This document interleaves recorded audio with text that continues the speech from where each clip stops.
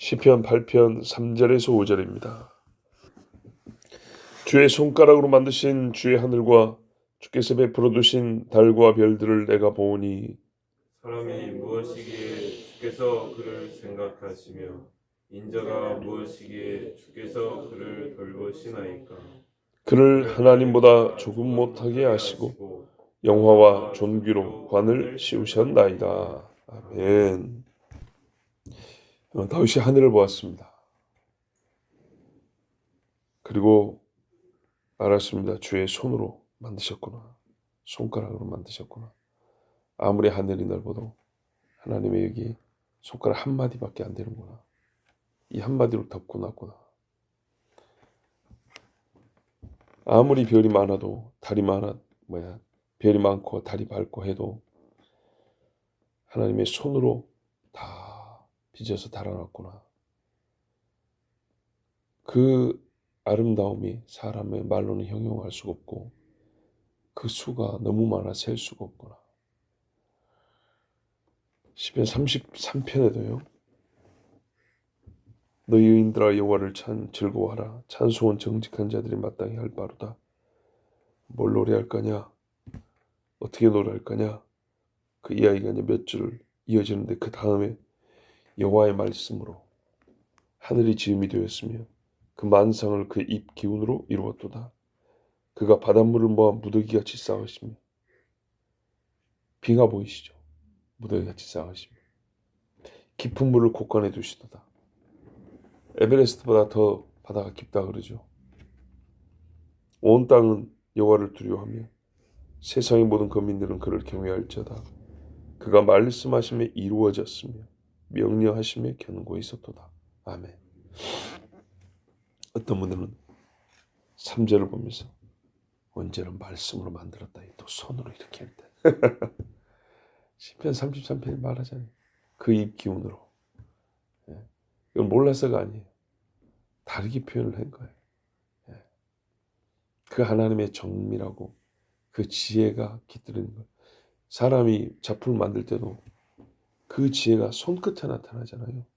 손을 보는데 이거는 사실 물리적으로 운동을 할 뿐이잖아요. 그런데 그 만드는 것들이 이 지혜를 그대로 반영한단 말이죠. 여러분 이 3절을 아는 사람에게 하나님은요 찬송을 부를 수 있게 해줍니다. 그리고 이 사실 아는 사람은 찬송하지 않을 수가 없습니다. 정말 좋은 경치를 보면요 믿는 사람은 절로 찬송이 나오거든요. 그런데 우리 앞에서 봤지만 하늘보다 멋진 건 없어요. 별보다 묘한 것도 없어요. 이 일들을 보고도 하나님을 찬송할 줄 모르는 사람은 눈이 있어도 보지 못하는 참맹인입니다. 참맹인. 사람이 손댈 수 없는 것이라고 해서 절로 생겨난 것이 아닙니다. 하나님이 만들어내셨어요. 하나님 빼고 하는 인간의 말들은 가설이라는데 거짓 같잖아요. 가설이란 말이 그 자체로 진실하지 않은 말, 잘 모르는 말, 확신 없이 해보는 말입니다. 해보는. 근데 찬송에는요, 해보는 말은 없어요. 던져보는 말은 없어요. 확신으로 칭송하는 게 찬송입니다. 그러므로 그리스도인들의 이 찬송은요, 그가 갖고 있는 지식에 대한 확신, 이것에 근거한 노래들입니다. 다윗은 저 멀리 올라가 보지도 못했어요. 직접 만져보지 못했어요. 그러나 확신을 가졌어요. 저것은 애시당초 사람의 탐구 대상이 되는 게 아니라 보고 하나님을 경배하게 하는 수단이다.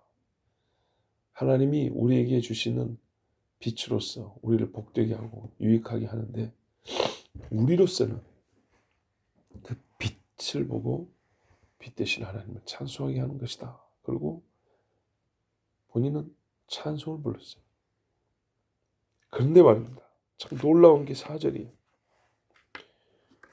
하나님이 저 놀라운 달과 별을 만들었습니다. 이러고 끝난 게 아니고 이 하늘의 달과 별을 보고 사람을 떠올렸다는 겁니다. 사람. 이 어마어마한 하늘과 거기에 떠 있는 별들을 지으신 하나님이 사람은 어떻게 생각해 주시는가? 예, 저걸 만드신 하나님이 큰 대기업 회장이 말단, 그것도 이제 막 들어온 말단, 계약직으로 들어온 사람을 생각해 준다. 황송한 일이죠. 저 큰 것들을, 아름다운 것들을 좀 하늘에 달아놓으신 하나님이 사람이 나는 뭐라고 보실까를 저걸 보고 떠올렸는데 생각해 보니까 너무 감사하고 황송할 뿐인 거예요. 왜냐? 달과 별은 죄를 안 짓습니다. 자들은 하나님 시킨 대로 운동한다 그랬어요. 나오라 하면 나오고 들어가라 하면 들어간다 했어요. 사람은요, 이 별것도 아닌 두뇌를 가지고 하나님을 거역할 뿐만 아니라 모욕하고 대적하는 생각을 하고 말을 하고, 빛을 반영하라 했더니 주신 빛도 삼켜 먹어버리고, 음란하고 더럽기가 한량없는, 예, 은혜를 한량없이 받아야 되는데 더럽기가 한량없는. 근데 왜 하나님 이런 사람을 신경 쓰십니까? 다윗 자신을 봐도 훗날 이렇게 말하잖아요. 나와 내 아비집이 무엇이건데, 이렇게 말해요. 왜 나 같은 이 인간, 사람을, 이 죄인들을, 사단을 섬기는 우리를 그렇게 찾아왔고 불러주십니까? 여러분, 어떤 피가 통하지 않는 썩은 고기가 있어요. 피도 썩었고 썩은 고기를 오래 놔뒀더니 곰팡이가 폈어요. 하얀 곰팡이, 파란 새까만 곰팡이가 덮여있어요. 그리고 벌레들이 왔다 막 덮여있어요. 얼마나 더럽습니까? 인간이 그래, 사람이. 근데 그런 썩어가지고 떨어져 있는 잘린 고기들이 막 널브러져 있는 여기에 뭐하러 오셨습니까?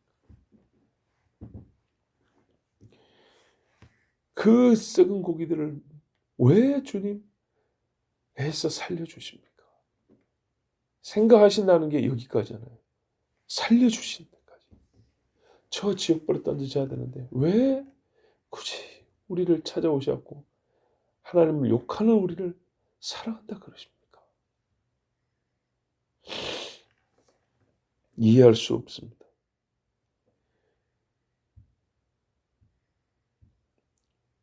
그냥 찾아온 게 아니고요. 오셔갖고 하신 일이 5절입니다.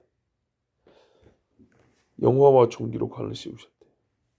원래 그러니까 처음 창조할 때는 번역이 하나님보다 조금 못하게 이렇게 만들었는데, 요 종기와 영광을 입은 놈들이 싹 다 버리고 하나님을 대적했는데 다시 찾아오셔가지고 영광과 종기로 관을 씌워주신. 왜 하나님 사람을 그렇게 생각하십니까? 근데 옛날 번역이 더 맞습니다. 옛날 번역에는요, 지금 번역하고 차이가 있습니다. 뭐가 다를까요? 그래요, 천사보다 조금 못하게 돼 있어요. 원문은 엘로힘이 하나님으로 번역하고 천사로도 번역합니다. 뭐가 맞을까요? 옛날 번역이 맞습니다. 왜 그러냐? 옛날 번역은 예수님에 대한 정말 깊은 예언을 담고 있습니다. 히브리서 2장 5절 9절을 보세요.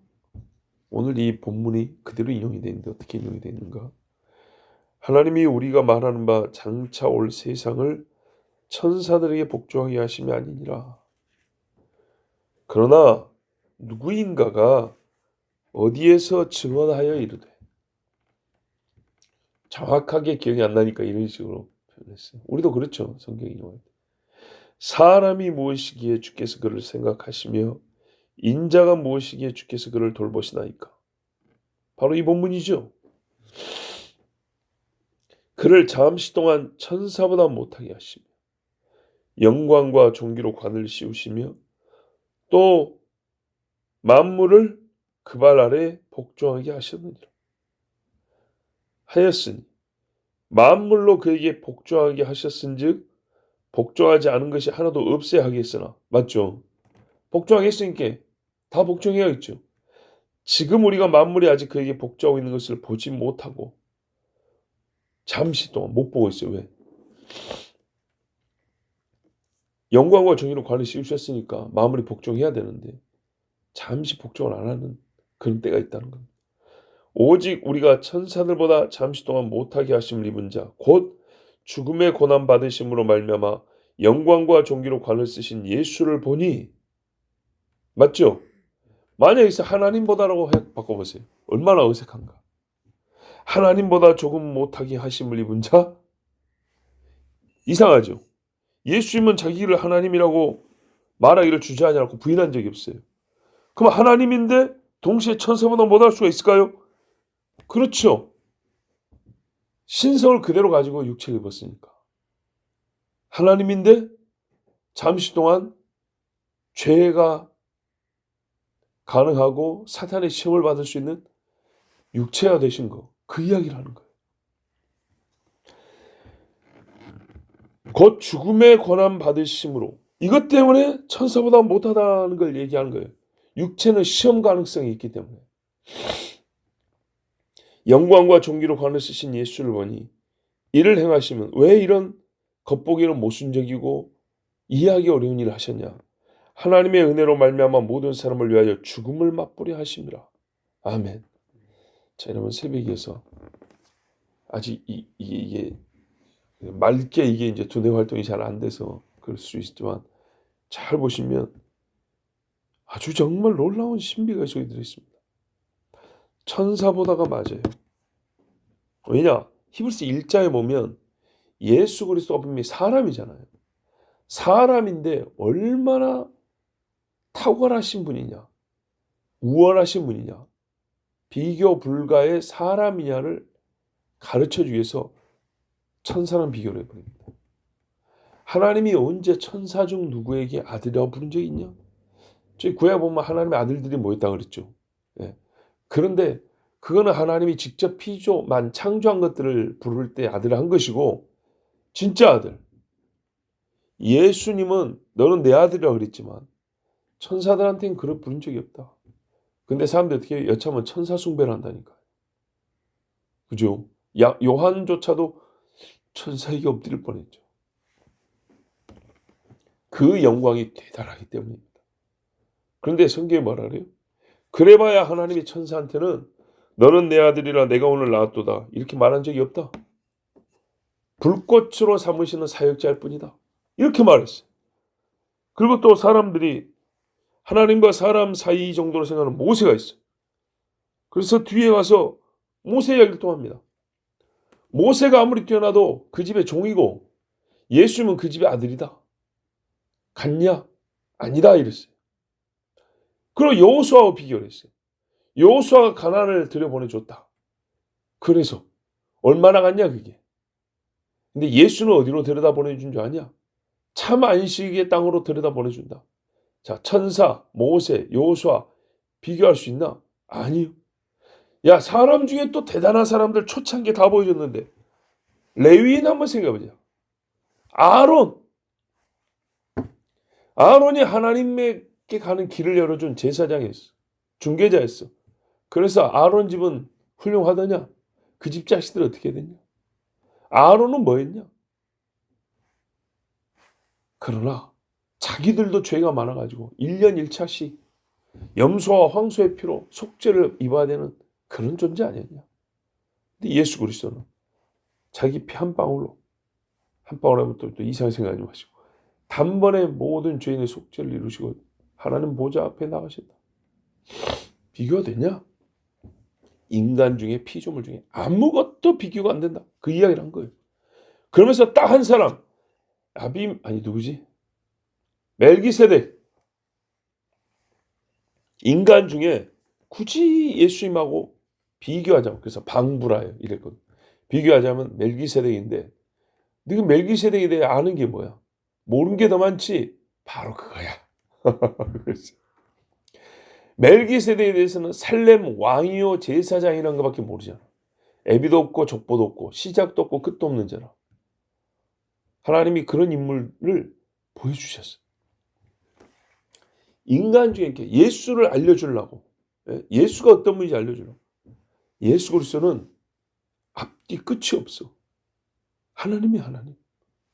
그리고 육체로 오셔서 한 일이 뭐냐? 왕과 제사장으로. 자기 스스로 왕이면서 자기에게 오는 길을 여는 제사장 역할을 한 분이 그분이야. 이렇게 이야기를 했어요. 그렇기 때문에 천사보다도 비교할 수 없이 높으신 분이고 우월하신 분이다. 그분이 바로 예수 그리스도, 나사렛에 태어난 예수 그리스도다. 이거 사람들이 원래 이해가 안 되죠. 근데 왜 그렇게 높으신 분이 왔대요? 할 때 정말 아이러니하게 천사보다도 못하게 오신다. 그래서 너희가 그분을 천사보다 못하고 생각하는데 실제로는 천사가 비교가 안 될 정도로 높은 분이다. 근데 왜 천사보다 낮게 오셨냐?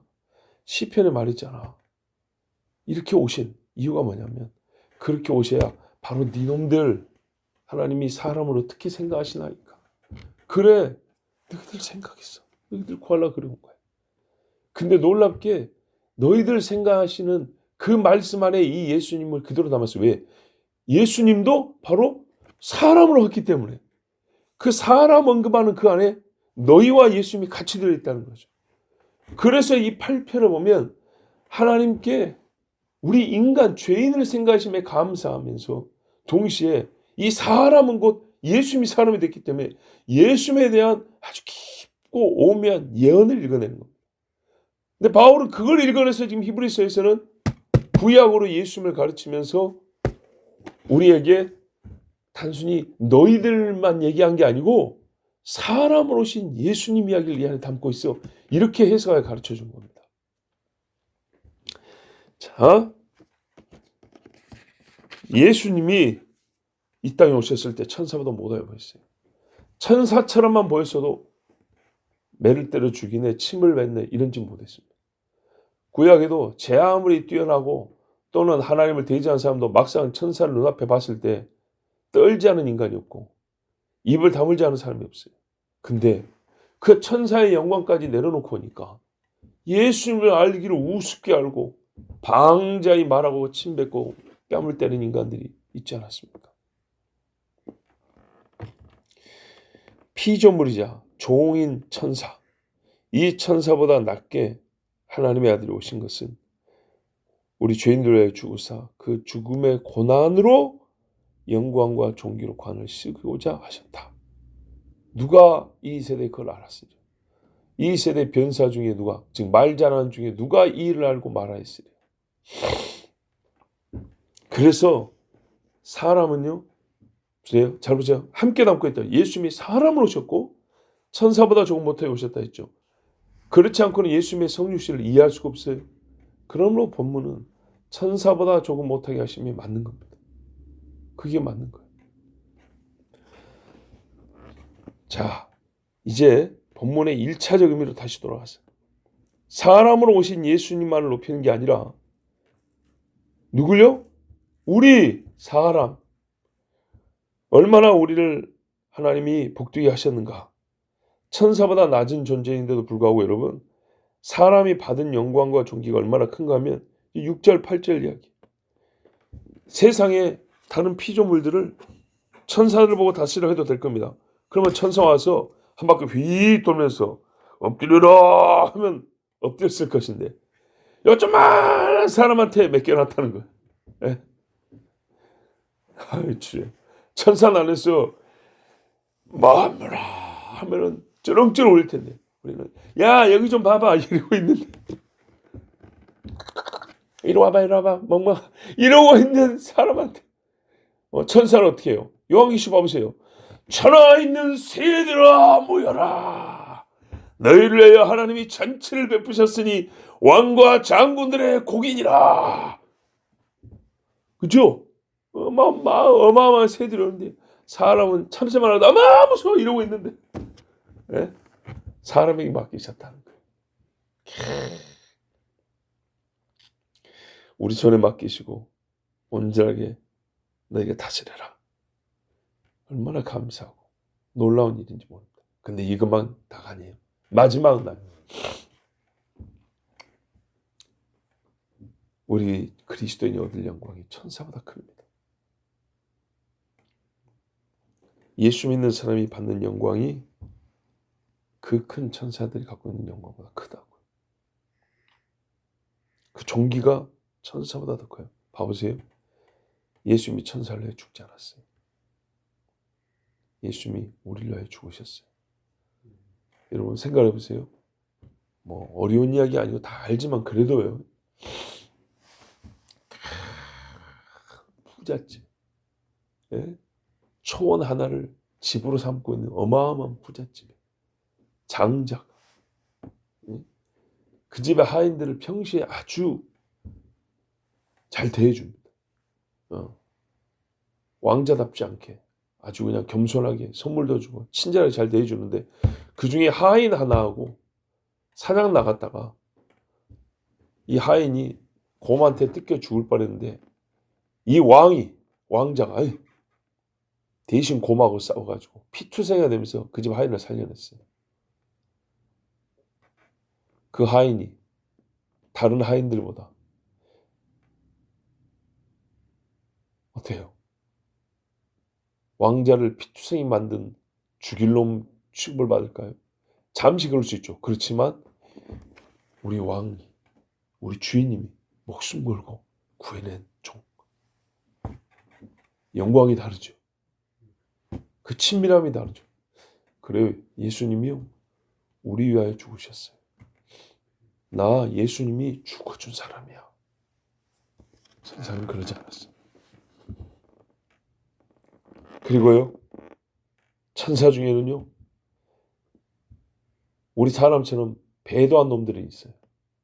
그렇지만 회개하고 돌아와서 거꾸로 예수 때문에 죽임당한 천사는 없어요. 그러나 이 망할 놈의 인간들은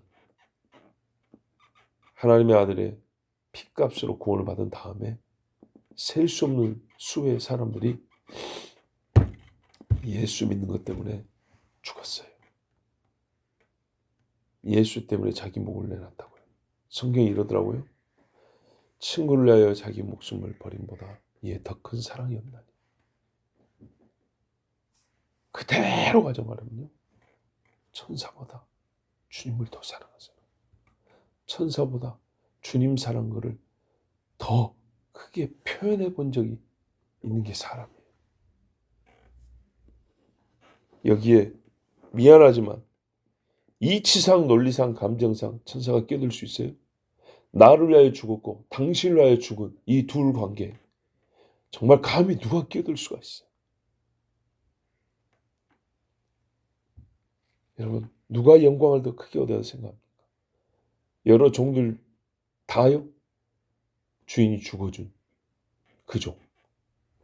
누가 그 집의 유산을 상속을 받는다면 받아야 합니까? 주인을 위하여 죽은 종.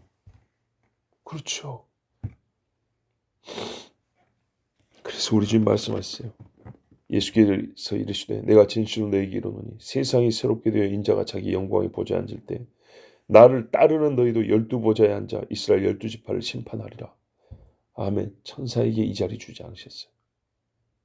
계시록에 이기는 그에게는 내가 내 보좌에 함께 하여 주기를 내가 이기고 아버지 보좌에 함께 앉은 것과 하리라. 천사에게는 해준 적 없어요. 왜? 천사에게는 여기서 말하는 이 이김이 없기 때문에. 계시록 20장 4절 또 내가 보좌들을 보니 거기 앉은 자들이 있어 심판하는 권세를 받았더라. 일관성 있죠. 또 내가 보니 예수를 증언함과 하나님의 말씀 때문에 목배임을 당한 자들의 영혼들과 또 짐승과 그의 우상에게 경배하지 아니하고 그들의 이마와 손에 그의 표를 받지 아니한 자들이 살아서 그리스도와 더불어 1000년 동안 왕노르다니. 누가 왕노할 수 있어요? 미가엘이요? 가브엘이요? 아니에요. 그 나머지 죽은 자들은 그 천년이 차기까지 살지 못하더라. 이는 첫째 부활이라. 이 첫째 부활에 참여하는 자들은 복이 있고 거룩하도다.